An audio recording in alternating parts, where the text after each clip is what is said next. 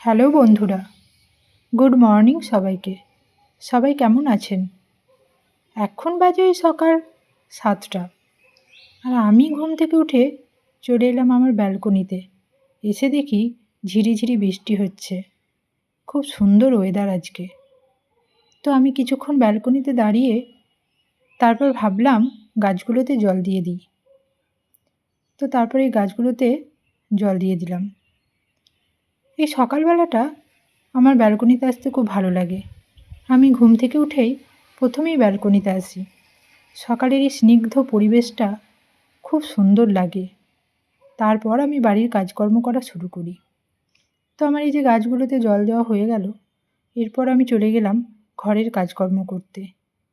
ঘরগুলো একটু পরিষ্কার করে নিয়ে, এই যে বেডটা একটু পরিষ্কার করে নিলাম, ঘরগুলো একটু ঝাঁট দিয়ে মুছে নিয়ে তারপর আমি রান্নাঘরে গেলাম ব্রেকফাস্ট বানানোর জন্য। আজকে ব্রেকফাস্টে আমার ছিল পরোটা আর ছোলার ডালের তরকারি। একদিকে ছোলার ডালটা হচ্ছে আর অন্যদিকে পরোটা।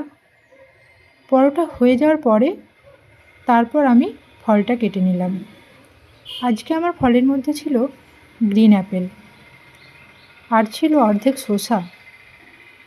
তো আপেলটা কেটে নেওয়ার পরে আমি শসাটা কেটে নিলাম। তো ব্রেকফাস্টের পরে আমি লাঞ্চ তৈরি করি। তো ব্রেকফাস্ট হয়ে যাওয়ার পরে লাঞ্চের জন্য আমি চলে গেলাম রান্নাঘরে। আজকে আমার মেনুতে ছিল ভাত, আলু পোস্ত আর চিকেন কষা। এই যে আলু পোস্তটা হয়ে গেছে আর ভাতটা একদিকে হচ্ছে। এরপর আমি চিকেন কষাটা করতে শুরু করলাম। এই যে মশলা কষানো হয়ে গেছে প্রায়, আর 1 ঘন্টা আগে আমি চিকেনটা আর আলুটা ম্যারিনেট করে রেখেছিলাম। তো আলু আর চিকেন একসঙ্গে দিয়ে দিলাম।